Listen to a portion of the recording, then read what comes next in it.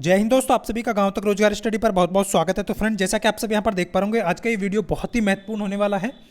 DRDO tyre first में पिछले वर्षों में डीआरडीओ के द्वारा पूछे गए सभी 100% जीके जीएस में आए हुए प्रश्न मैं आप सभी के साथ डिस्कस करने वाला हूं।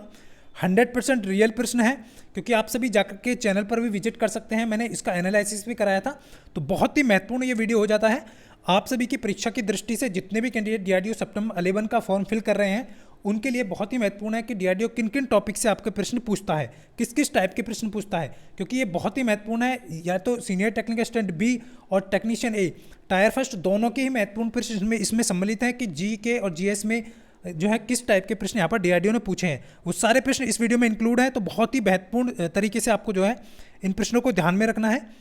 देखिए, इस टाइप का डीआरडीओ सितंबर में ये प्रश्न पूछा गया था कि आपका ब्रिटिश एम्पायर जो गेम्स थे उनका नया नाम क्या है। इस टाइप का प्रश्न था, ये आपकी परीक्षा में पूछा गया था डीआरडीओ सितंबर में। तो इसका जो नया नाम है राष्ट्रमंडल खेल है, यानी कि राष्ट्रमंडल खेल का पुराना नाम आपसे पूछ सकता है ब्रिटिश एम्पायर गेम्स। तो इस चीज़ का विशेष ध्यान रखेंगे। उसका यहाँ पर जो है ये भी ध्यान रखना है कि पहली बार जो है ये खेल जो कब आयोजित किए, तो कनाडा में पहली बार 1930 में आयोजित किए गए थे। लेकिन इनका जो कॉमनवेल्थ गेम्स जो नाम पड़ा था वो 1978 में पड़ा था। इतना आपको यहाँ पर विशेषकर ध्यान रखना है। नेक्स्ट क्वेश्चन जब पूछा गया था, वो आपको ये क्वेश्चन पूछा गया था कि समुद्र तल पर पानी का क्वथनांक, यानी कि बॉइलिंग पॉइंट यहाँ पर आपसे पूछा गया था। ये आपसे ध्यान रखना है। तो समुद्र तल पर पानी का क्वथनांक यदि आपसे सेल्सियस डिग्री में पूछा जाए 100 डिग्री सेल्सियस हो गया, फ़ारेनहाइट में पूछा जाए तो 212 डिग्री फ़ारेनहाइट होगा। तो इस चीज़ का यहाँ पर ध्यान रखेंगे। और यहाँ पर इस चीज़ का विशेष ध्यान, जैसे जैसे ऊंचाई बढ़ती है वायुमंडलीय दाब जो है आपका कम हो जाता है और ताप उबलने लगता है। कम ताप पर जो है पानी आपका उबलने लगेगा। क्लियर। तो इस टाइप का क्वेश्चन पूछा गया था डीआरडीओ सितंबर में, तो इस चीज़ का विशेष ध्यान रखेंगे। सेकंड बात करेंगे, ये थोड़ा सा आपको है। थर्ड जो क्वेश्चन था, इस टाइप का प्रश्न पूछा गया था कि चिनकू हेलीकॉप्टर मुख्य रूप से किस देश से लिया गया है। इस टाइप का, यानी कि किस देश से खरीदा गया है, ये करके आपका जो है क्वेश्चन था। तो चिनकू हेलीकॉप्टर मुख्य रूप से अमेरिका से लिया गया है। इस चीज़ का विशेष ध्यान रखेंगे। और इसे अमेरिकी कंपनी बोइंग द्वारा बनाया गया था। तो इस चीज़ का विशेष ध्यान रखना है। इसे जैसे कि इसे खरीदें और इस्तेमाल करते हैं कौन कौन से, United kingdom, Canada, Japan, Australia, ये सभी जो है इसका इस्तेमाल करते हैं। कंपनी का नाम मैंने आपको बता दिया। खरीदारी जो है भारतीय वायुसेना। क्लियर। उसके बाद नेक्स्ट है आपका, नेक्स्ट जो क्वेश्चन पूछा गया था वो आपका पूछा गया था ओपन सोर्स ऑपरेटिंग सिस्टम, यानी कि लिनक्स से संबंधित कोई प्रश्न था आपकी परीक्षा में कि लिनक्स जो है वो क्या है। तो ये ओपन सोर्स सॉफ्टवेयर है, ये आपको यहाँ पर ध्यान रखना है। इस टाइप का क्वेश्चन था। उसमें ऑप्शन में आपके क्या क्या दिए गए थे, लिनक्स दिया गया था, उम्बुटू और एंड्रॉयड शामिल, इस तरीके से था। तो ये जो है ओपन सोर्स के सिस्टम है, तो इनमें से कोई एक था आपके ऑप्शन में, तो लिनक्स था। तो उसके आधार पर ये कोई प्रश्न आपका हो जाएगा। नेक्स्ट जो क्वेश्चन पूछा गया था डीआरडीओ सितंबर में ही, वो पूछा गया था कि शाहजहाँ के पिता का नाम क्या था। बहुत ही इंपॉर्टेंट, मतलब कि बहुत ही इजी प्रश्न था। तो जहांगीर था, जैसा कि आप सभी जानते हैं मुगल सम्राट थे। शाहजहाँ उनके पुत्र थे। तो इस चीज़ का विशेष ध्यान रखेंगे। माता इनकी कौन सी, जगत गोसाई करके इनकी माता का नाम था। और शाहजहाँ का जन्म 5 जनवरी 1992 को लाहौर में हुआ था। इनके बचपन का नाम आपसे पूछ सकता है, तो खुर्रम जो है शाहजहाँ के बचपन का नाम था। क्लियर। मुगल वंश से संबंधित कुछ और महत्वपूर्ण चीज़ें आपको यहाँ पर ध्यान रखनी है। देखिए, 5 मुगल वंश से सबसे प्रसिद्ध सदस्य की बात करें तो बाबर, और उसके 5 वंशज कौन कौन से हैं, हुमायूं है, अकबर है, जहांगीर है, शाहजहाँ है और औरंगजेब। तो इतना आपको यहाँ पर ध्यान रखना है। नेक्स्ट जो क्वेश्चन पूछा गया था वो था आपका 1857 के विद्रोह के प्रमुख लीडर्स के यहाँ पर कौन थे, यानी कि इनमें से एक क्वेश्चन था। तो आपको मैं सारे क्वेश्चन लेकर के आया हूँ। 1857 के विद्रोह के प्रमुख नेता कौन कौन से थे, दिल्ली से कौन था, झांसी से कौन था, इलाहाबाद से कौन था। तो दिल्ली से बहादुर शाह जफर करके था, झांसी से रानी लक्ष्मीबाई थी, इलाहाबाद से लियाकत अली थे, कानपुर से तात्या टोपे थे। तो इस चीज़ का विशेष ध्यान रखेंगे। और बिहार से कुंवर सिंह, और बरेली से खान बहादुर खान, और लखनऊ से बेगम हजरत महल। तो इनसे एक संबंधित प्रश्न भी आपकी परीक्षा में पूछा गया था। उसके बाद नेक्स्ट जो प्रश्न पूछा गया था, नैर कोशिश करके जो है किसी विशिष्ट अंग का हिस्सा नहीं है। इस टाइप का कोई क्वेश्चन था आपका नैर कोशिश से संबंधित। तो वो जो है आपका विशेषकर ध्यान रखना है, ये आपका तंत्रिका तंत्र का जो है मतलब हिस्सा नहीं है। इस टाइप का जो है ध्यान रखना है, यानी कि तंत्र जो है उसका नर्वस सिस्टम जो है नहीं है, नर्वस सिस्टम का जो है ये हिस्सा नहीं है, इतना आपको ध्यान रखना है। यही इसी टाइप का कोई प्रश्न था परीक्षा में। तो ये आपका नशीले पदार्थों की श्रेणी में आता है, हीरोइन माफिया में नहीं आता है, यानी कि आपको नशीले पदार्थों की श्रेणी में नहीं आता है, इस चीज़ का विशेष ध्यान रखेंगे। तो यही पूछा गया था कि नर्वस सिस्टम का हिस्सा नहीं है, इस टाइप का प्रश्न था। उसके बाद नीचे आप देख पा रहे होंगे एक जो प्रश्न था वो आपका इस टाइप का था कि पारिस्थितिक तंत्र में ऊर्जा का प्रभाव, ऊर्जा से संबंधित जो है कोई आपका जो है प्रश्न था। और इसी टाइप का प्रश्न था कि आपका देख पा रहे होंगे पारिस्थितिक तंत्र में ऊर्जा का प्रभाव एक दिशीय होता है। एक दिशीय आपकी परीक्षा में दिया गया होगा तो एक दिशीय आपको लगाना था। और इसका चरण भी आपसे पूछ सकता है, तो उसको लेकर के आपको ध्यान रखना है। जैसे कि इसकी मैं आप सभी को बता चुका हूँ कि ऊर्जा हमेशा निम्न पोषित स्तर से उच्च पोषित स्तर की ओर होती है। जैसे सूर्य से पौधा, पौधे से शाकाहारी जीव, शाकाहारी से मांसभक्षी। तो इस चीज़ का ध्यान रखना है। ऊर्जा का क्षय, ऊर्जा हस्तांतरण के दौरान परपोषी स्तर जो है लगभग 90% ऊर्जा ऊष्मा के रूप में नष्ट हो जाती है और लगभग 10% स्तर स्थानांतरित होती है। तो ये आपका जो है चरण आप सभी को यहाँ पर ध्यान रखना है। तो ये आपका चरण है, जैसे कि मैं आपको एक बार क्लियर कर दूं, यानी कि एनर्जी फ्रॉम सन, फिर उसके बाद आपका वृक्ष आप देख पा रहे होंगे, यानी कि घास भी आप कह सकते हैं। उसके बाद उसके बाद जो चरण की प्रक्रिया है सेकंड पोजीशन पे आपके मैंने अभी बताया आपका, तो रैबिट की तरफ, फिर रैबिट से आपका सांप की तरफ, फिर बाज की तरफ, इस तरीके से आपकी जो है ऊर्जा की ये आपके चरण है। क्लियर।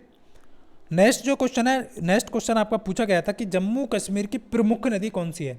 सबसे प्रमुख नदी पूछी गई थी, ऑप्शन में दिया गया था।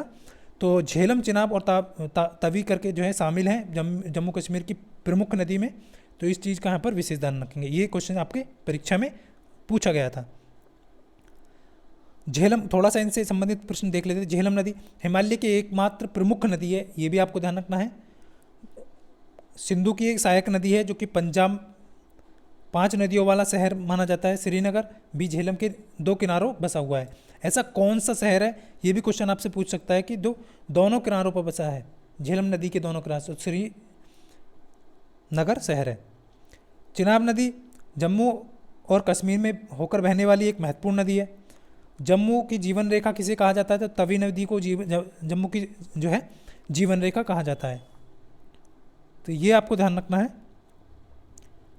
नेक्स्ट जो क्वेश्चन था आपकी परीक्षा में, ये क्वेश्चन पूछा गया था। देखिए मैं ऐसे भी ला सकता था आपका क्वेश्चन, बट ये जो क्वेश्चन है उसी टाइम पर जो है मैंने स्टूडेंट को प्रोवाइड किया था कि किस किस टाइप के आपकी शिफ्ट में क्वेश्चन पूछे गए हैं, तो उसी बेसिस पर मैंने आपको ये प्रोवाइड कर दिए हैं, जिससे कि आपकी परीक्षा का अंदाजा लग सके। और सभी महत्वपूर्ण परीक्षा का जो वीडियो मैं आपको प्रोवाइड करता रहूँगा, किस किस टाइप के प्रश्न आपकी परीक्षा में आ सकते हैं, तो ये आपको ध्यान रखना है। अभी तो सिर्फ मैं लेकर के आया हूँ कि आपकी शिफ्ट में DRDO सेप्टम 9 में किस किस टाइप के प्रश्न पूछे गए थे, वो सारे प्रश्न। गुणसूत्र से संबंधित एक प्रश्न पूछा गया था, तो ये आपको ध्यान रखना है। गुणसूत्र से संबंधित एक्स गुणसूत्री मनुष्य में पाए जाने वाले 2 प्रकार के लिंग गुणसूत्रों में से एक है जो लिंग निर्धारण में भूमिका निभाता है। तो XX आपको पता है महिला में पाया जाता है, और XY आपका पुरुष में पाया जाता है, और इसी से आपका जो है लिंग निर्धारण होता है। क्लियर। तो ये आपको ध्यान रखना है इन चीज़ों का। नेक्स्ट क्वेश्चन आपका पूछा गया था RBI का गवर्नर। RBI के प्रथम गवर्नर आपसे पूछे गए थे आपकी परीक्षा में, तो सर ओसन बॉर्न स्मिथ करके जो है ऑप्शन में आपको दिया गया था, तो उसके अकॉर्डिंग आपका ये आंसर था। 1 अप्रैल 1935 को जो है RBI का गठन किया गया था। इस चीज़ का विशेष ध्यान रखेंगे। तो ये आपके यहाँ पर क्लियरली ध्यान रखना है। RBI के पहले गवर्नर थे जो कि ब्रिटिश द्वारा नियुक्त किए गए थे। वर्तमान में कौन है, शक्तिकांत दास जी, जो कि 25वें नंबर के हैं। नेक्स्ट क्वेश्चन था आपका, बहुत ही इंपॉर्टेंट था। बिल्कुल आप सभी को जो है वीडियो को लाइक कर दें, यदि आपको वीडियो अच्छा लगता है तो अपने दोस्तों के साथ भी शेयर करना है। देखिए सभी रियल प्रश्न मैं आपको हमेशा बोलूँगा कि आपको ये तो पता होना चाहिए कि किस टाइप के DRDO क्वेश्चन पूछ रहा है, और मेरा उद्देश्य है कि आपको रियल प्रश्न प्रोवाइड करना। BPO का फुल फॉर्म पूछा गया था, ये बैलेंस ऑफ पेमेंट करके इसका फुल फॉर्म है, ये आपको ध्यान रखना है। क्या है ये एक वित्तीय दस्तावेज है। नेक्स्ट क्वेश्चन देखेंगे। नेक्स्ट आपका इंडिया विंस फ्रीडम, यानी आपकी जो है पूछी गई थी कि इंडिया विंस फ्रीडम जो है किसके द्वारा लिखी गई आत्मकथा है, तो मौलाना अबुल कलाम आज़ाद की यह है आत्मकथा है। पहले शिक्षा मंत्री की यह पुस्तक है, इस चीज़ का विशेष ध्यान रखेंगे। आपसे इस तरीके से भी कुछ क्वेश्चन पूछ सकता है कि पहले शिक्षा मंत्री की पुस्तक का नाम क्या है। नेक्स्ट क्वेश्चन आपको यहाँ पर देख पा रहे होंगे, लेखक यही है। इसमें भारत की स्वतंत्रता संघर्ष और भारत का विभाजन से संबंधित है ये विषय। एक क्वेश्चन आप यहाँ पर देख पा रहे होंगे जो कि निर्भय करके जो है निर्भय मिसाइल से संबंधित है, एक सबसोनिक क्रूज मिसाइल है। तो ये पूछा गया था, इस टाइप का क्वेश्चन था आपकी परीक्षा में। ये सबसे लंबी की मौसम में मार करने वाली स्वदेशी निर्मित मिसाइल है जो कि DRDO के द्वारा विकसित है। क्लियर। तो जमीन और समुद्र पर स्थित लक्ष्यों पर हमला करने में सक्षम है, इस चीज़ का विशेष ध्यान रखेंगे। तो ये इस मिसाइल का से संबंधित एक प्रश्न था आपका। लंबी मारक क्षमता इसकी पूछ सकता है, 800 से 1500 किलोमीटर तक की दूरी तक इसकी मारक क्षमता है, DRDO द्वारा विकसित की गई है, सबसोनिक क्रूज मिसाइल। भारत के पास 40 से अधिक विभिन्न प्रकार की मिसाइलें हैं, जिनमें से अग्नि फर्स्ट है, अग्नि फर्स्ट, सेकंड, पृथ्वी सेकंड, धनुष, प्रहार, इस तरीके से। बाकी सारी चीज़ें आपको कराई दी जाएंगी, किस किस टाइप के क्वेश्चन आपको DRDO में पूछे जाते हैं। और ये देख पा रहे होंगे, ये क्वेश्चन बहुत ही इंपॉर्टेंट है और DRDO सेप्टेम्बर में पूछा गया था। और सीनियर टेक्नीशियन बी और टेक्नीशियन ए दोनों में ये प्रश्न था आपका। तो इसमें जो प्रश्न था ये था कि आपका क्वेड के 4 देश दिए गए थे ऑप्शन में, और आपसे पूछा गया था कौन सा देश क्वेड का सदस्य नहीं है, इस टाइप का प्रश्न था। तो ऑस्ट्रेलिया क्वेड का सदस्य है, भारत है, जापान है, संयुक्त राज्य अमेरिका है। आप देख पा रहे होंगे 4 देश इसके सदस्य हैं। एक चतुर्भुज सुरक्षा संवाद है ये आपका। तो इस चीज़ का विशेष ध्यान रखेंगे, ऑस्ट्रेलिया, भारत, जापान, संयुक्त राज्य अमेरिका, ये 4 इसके देश हैं। ऑप्शन में जो डिफरेंट दिया हुआ है वही इसका आंसर होगा। क्लियर।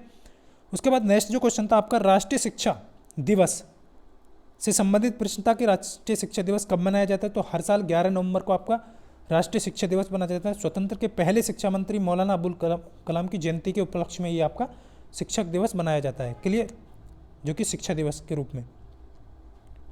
उसके बाद नेक्स्ट जो क्वेश्चन था, मेक इन इंडिया से संबंधित इनिशिएटिव के तहत डिफेंस प्रोडक्ट से संबंधित था।